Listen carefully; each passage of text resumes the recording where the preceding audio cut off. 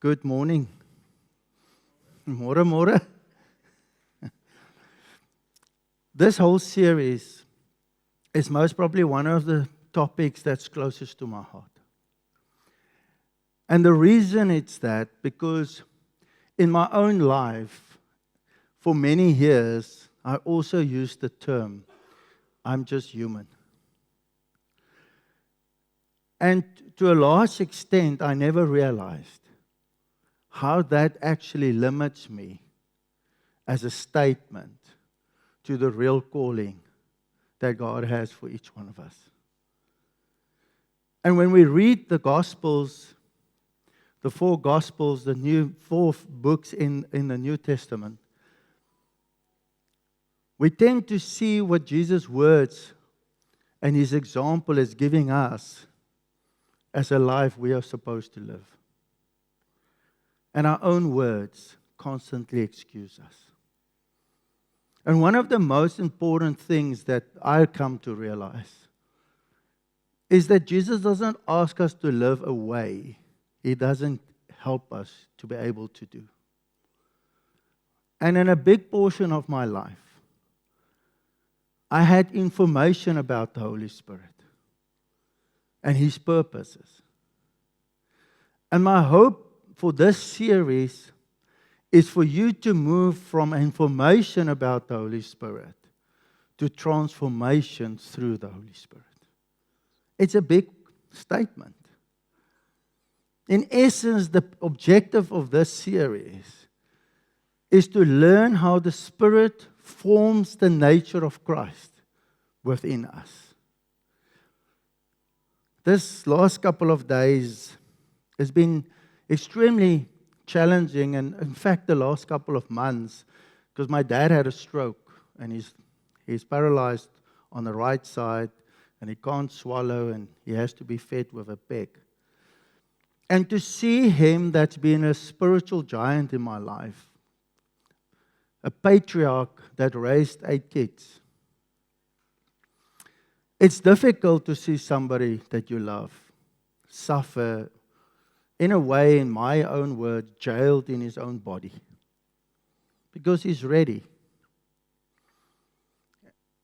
And then we grapple with things, and on Thursday night we spoke about why does bad things happen to good people? Or why do good things happen to bad people? And if you're interested in that topic, you should talk to me. And we discuss it at the men's group as well.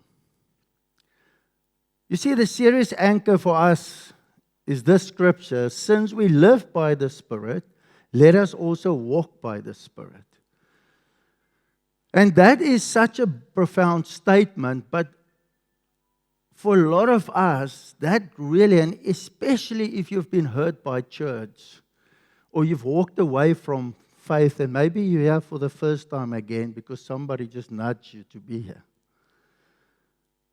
then this statement is something that we as followers of Jesus that got stuck in religious Christianity needs to apologize, because we put living a right life above living grace.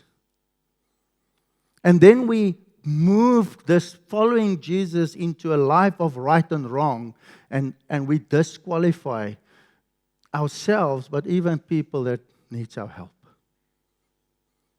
But the reality of the real calling of this is that our challenge is to live the way Jesus has lived. That qualifies the unqualified. And maybe you're sitting here not feeling qualified, because church made you feel unqualified. I want to just say it's people like me, people that shared the gospel, that didn't truly understand the truth. Because Jesus qualifies each one of us, even me. So last week we looked at the principle of living with God. We looked at the Holy Spirit within us. We challenged this paradigm of God that's far away. And today I want to press into walking by the Spirit. And the name evicted is not about you evicting something from your life. Because if you do that, which we've discussed last week, you're taking control through your deeds and actions to try and live a right life. Through your sacrifices, you want to qualify for heaven. And then we miss this whole principle of grace. We miss the whole principle of the gift of life that we've received from Jesus. And as we sang, in fact, after those amazing songs, I could actually just say amen and let's go home. Today we talk about surrender. Living with the Holy Spirit when self moves out. When this me, myself, and I moves out. Because we sit here and we look at this and we're going to talk about the battle that each one of us sitting here have in this journey. And if the enemy has got to your life where you feel you're alone in it, hopefully this morning invites you to realize that you're not. And anybody that tells you otherwise are still on the journey of discovery. We're going to talk about learning to live a complete new way. This complete new way will disqualify any excuse for what Jesus calls each one of us into. Intimacy, a loving relationship with Him. So as we start the scripture, we're going to start with Galatians 5 verse 16. And in Galatians, Paul writes to these Galatians, a church that he planted. Paul was one of the first apostles that got to this area. And his heart, he wasn't one of the people that followed Jesus when Jesus was on earth. In fact, he was known as Saul, that were a Pharisee that persecuted the people of the way. Now you know where the name Waypoint comes from, because we are supposed to be a movement. We are supposed to be a people that so manifest the Christ-like nature that the world doesn't deem us welcome. Have you ever thought of that? So I say, walk by the Spirit, and you will not gratify the desires of the flesh. And a lot of us sitting here knows this scripture. But what I want you to take away from this specific verse and declaration is following Jesus does not remove the struggle, but gives us power.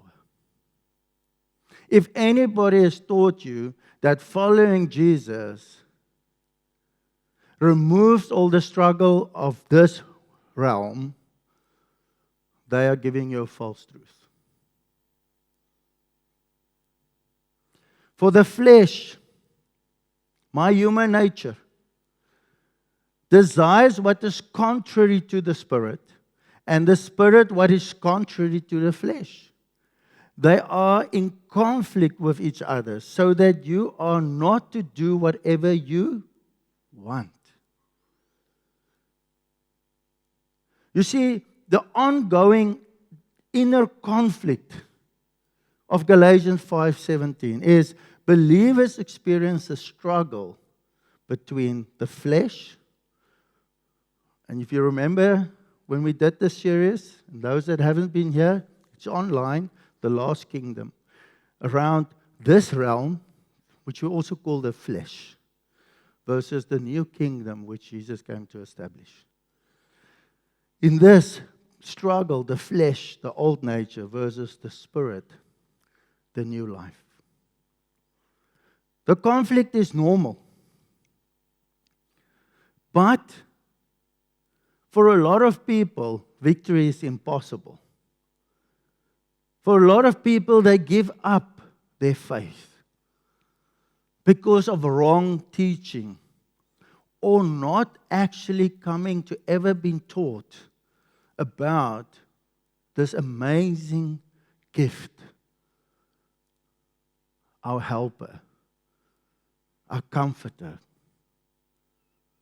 the Holy Spirit.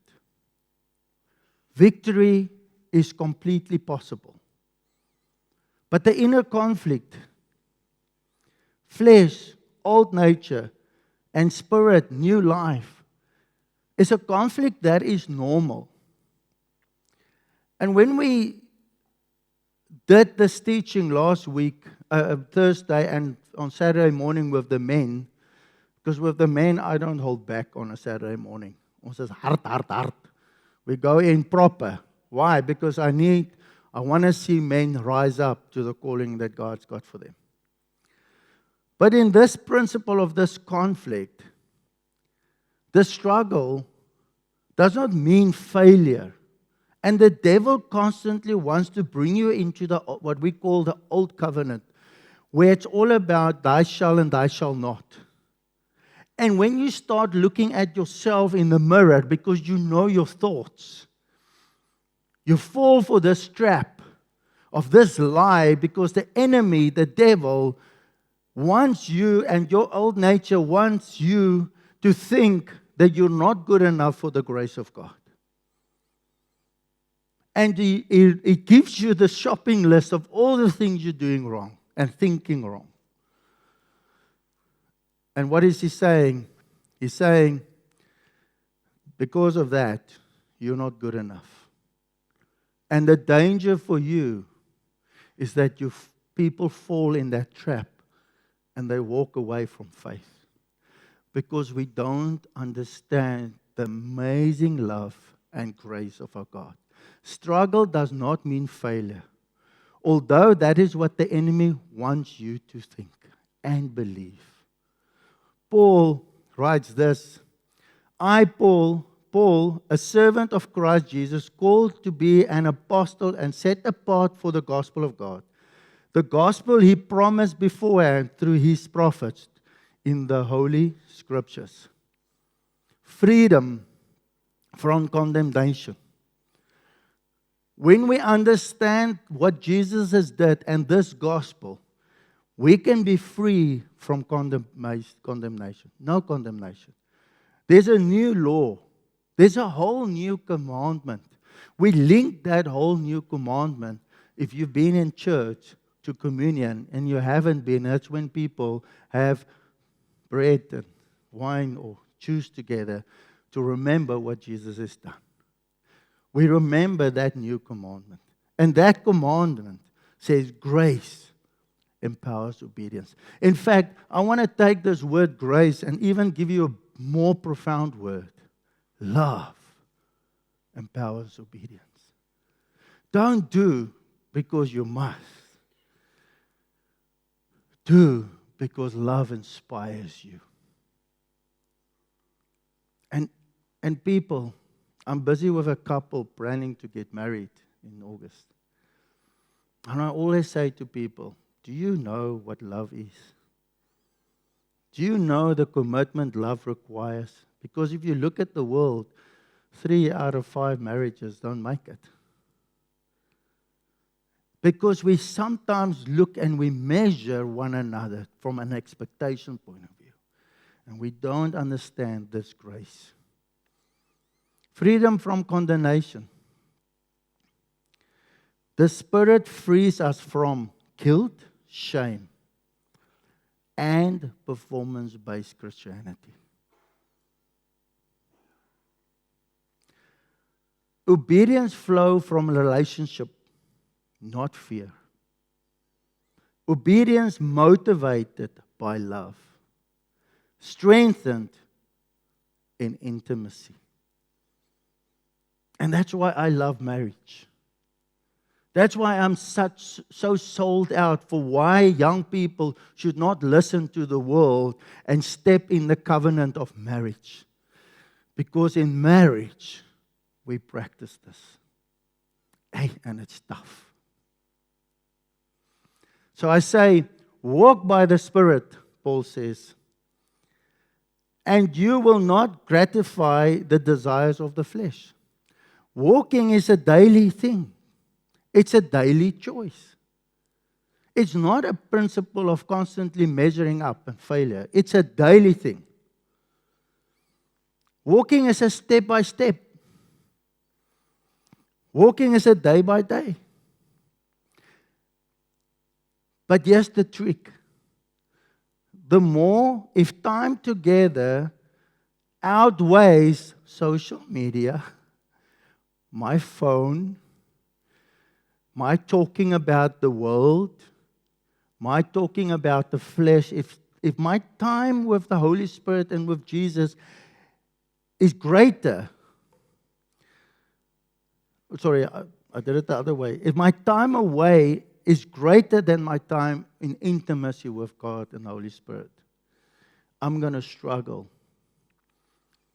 Because my base for dependence will then be moved to perfection and not dependence.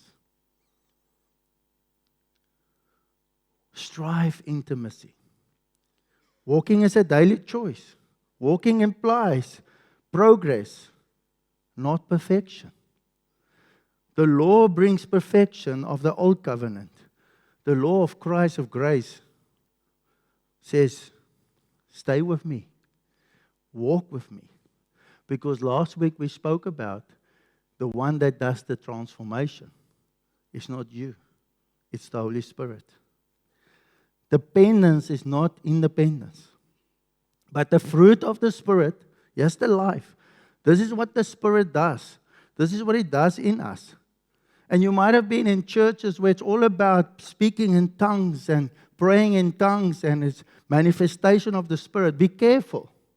The core purpose of the Holy Spirit is to help you to be Christ-like and become like Christ.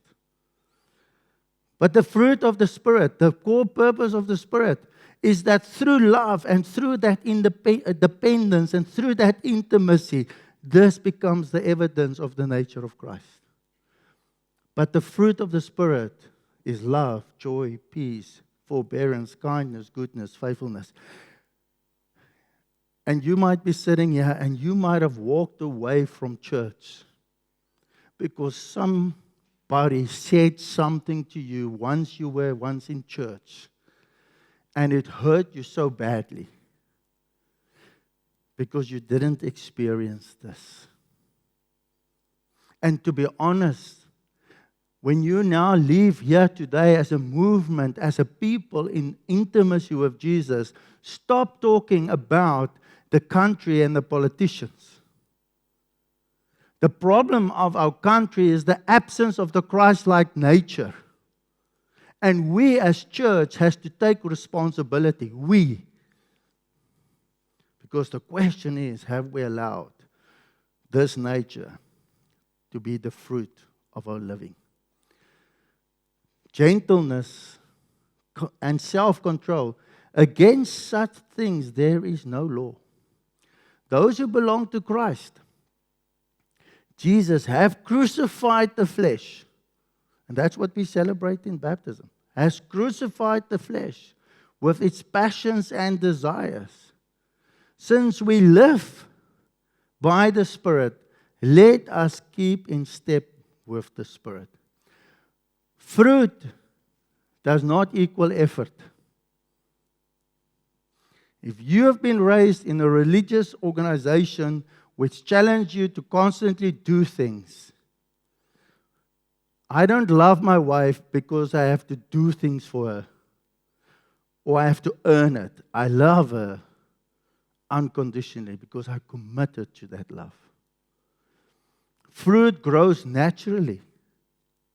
The more you abide, the more you surrender, the more you spend time with Lord Holy Spirit, the more you seek Jesus in everything, the more fruit grows naturally. You cannot work your way into the Christ-like nature. You have to die to self so that the nature of Christ becomes more in you. It's progress. It's a journey. It's produced by abiding, walking with the Holy Spirit.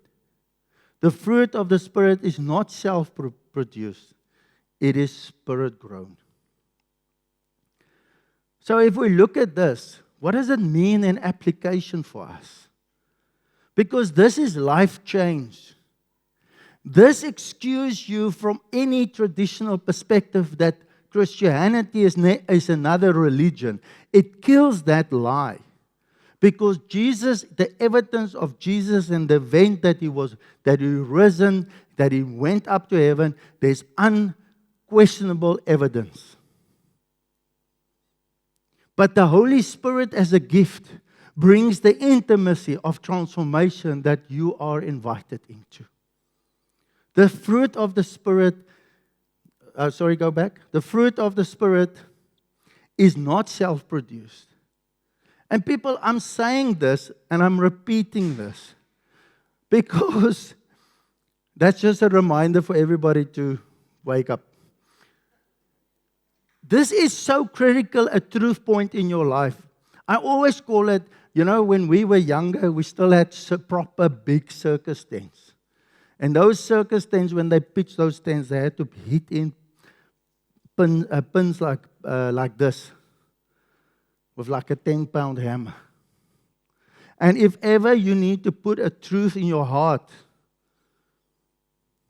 this is it. Because constantly, the devil wants you to produce the fruit, self. Constantly, I want to remind you to surrender and die to self. Because the work of the manifestation of the Christ-like nature does not belong to you. It belongs to the Holy Spirit. You are to die, to surrender, to put the flesh aside and seek with all of your heart the kingdom of God. In application, what does it mean? Simply, heal daily. When you feel like it or don't feel like it, don't base your relationship on feelings. Base it on the declared truth. Because the truth sets you free, not your feelings. It's not driven through emotion. It is driven through base fact. Choose obedience quickly. Get fit. Get fit to reset when you stumble. Trust the Spirit's leading completely. You see, eviction happens because a greater life has moved in, not because you decide. Eviction happens because of that. When Christ is formed, the old identity is displaced. Sin loses its authority. The only one that can give sin authority in your life is you. Own it. Not the devil, because he was overcome. You are the one that chooses. Sin loses that authority. It has no authority. Bondage, demonian, nothing has authority over you if you trust what Christ has offered you. Old patterns no longer fits. I cannot keep on swearing and I cannot keep on watching things. I can. Of course I can. No? But do I want to? If I love the one that saved me more than anything else. We don't fight the old to remove it. We yield to the Spirit, and the old is evicted. The Holy Spirit's heart, the Holy Spirit's purpose is for you to experience the intimacy of reconciliation with God as you adopt, as you take on, as Jesus' nature, as your King becomes more in you. This is the gospel. That's why the gospel isn't another religion. It's an invitation to a life which is in Him. Eviction begins with new ownership.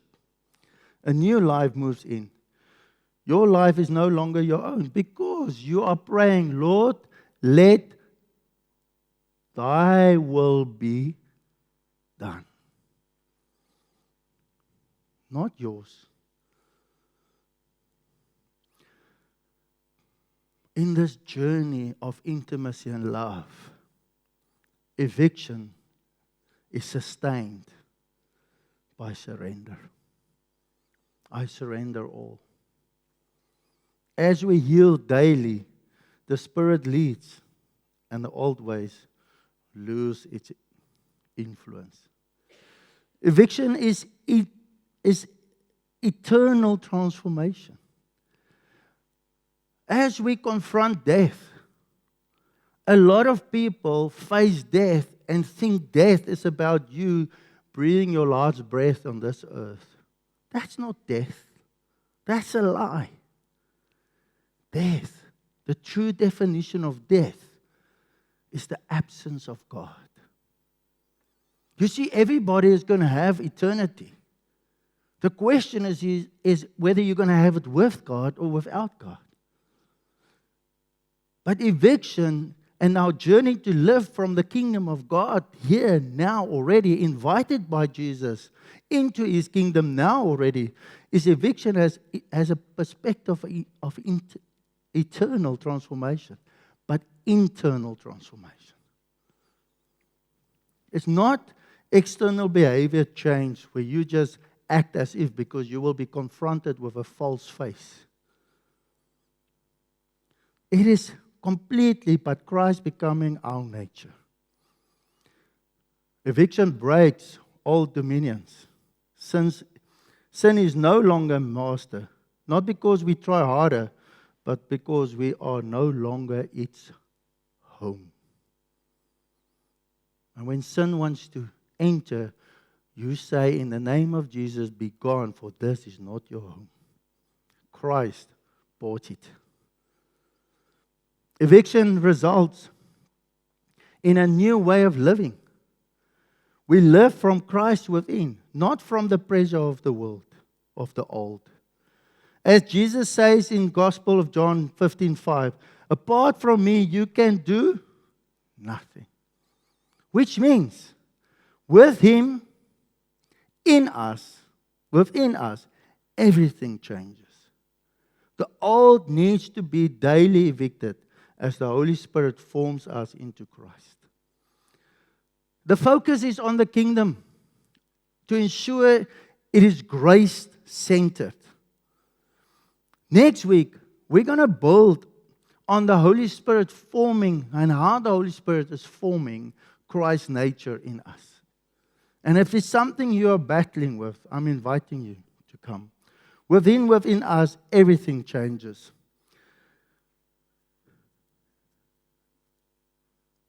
Transformation and the pathway of transformation as we listen to this series and we build this series in the next 4 weeks. We looked at awareness, next slide. We look at surrender, walking by the Spirit, which is what we're doing today, daily surrendering. But what does that word transformation really mean? Christ formed within us.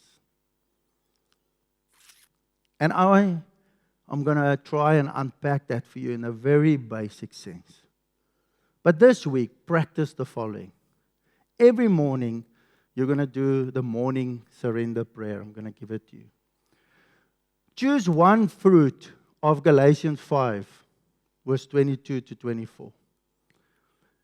Choose it, one. And every week, just pray, Lord, Holy Spirit, make this fruit more evident in my life as I surrender. And you pray, Holy Spirit, I acknowledge you today. Lead me. That's all you need to pray. I'm making it as simple as possible. I surrender. Holy Spirit, I acknowledge you today. Lead me. And last week we spoke about Holy Spirit. That was our prayer last week. This week, Holy Spirit, I choose your way over my flesh. That's it. I choose your way over my flesh. So here's our prayer for this week.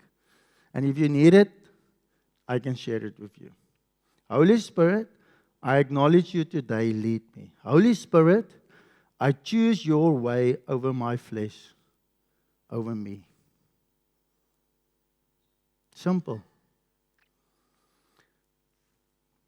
Before I pray, I want to share something with you. We have a vision, and part of our vision is trying to do what God is busy with. For God is always at work. It is not our desire to plant a church, to be another church. It is our desire for you to be activated by the Holy Spirit to live a Christ-like life. And I just think, and this is something that was placed on my heart, we took the bold faith to buy a couple of acres here in Greenbushes. Because I cannot continue to proclaim and say to people, we're praying for you, which we must. And we must pray for one another. But I believe we as Jesus followers, with His support and in obedience, is to start an area where we can help people that's really struggling. And we believe that Open Acres plus Waypoint as a movement is to create a physical environment to help people to get back on their feet and to live the calling that Jesus has placed on their hearts. And I want you to pray with us, and we will start sharing in the weeks and months to come part of what we're busy with. But it's part of a movement to not just look at the needs around us, but also in a small way and by faith step into the needs and helping people that need help. That is just purpose. It's kingdom purpose. And you are part and invited to be part of this great mission that I hope will cause revival and a movement in our city, but also in our country. Let us be and live lives in surrender. And when surrender talks, faith walks. Does it make sense? When surrender talks, faith walks. Let's pray. Lord, thank you so much for this morning. Thank you that we can be here together. And Holy Spirit, we pray, your will, not our will. More of you and less of us. We honor you in the wonderful name of our Lord Jesus Christ, our King. In Jesus' name we pray. Amen.